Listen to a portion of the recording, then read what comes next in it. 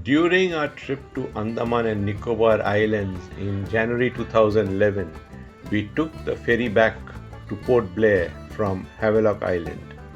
We visited the historic Cellular Jail at Port Blair and went back in the evening for the sound and light show. This historical national memorial monument is very well maintained, and we could feel the hardship of the inmates by going to the huge structure, exhibits, the well-kept grounds, and the multimedia presentation.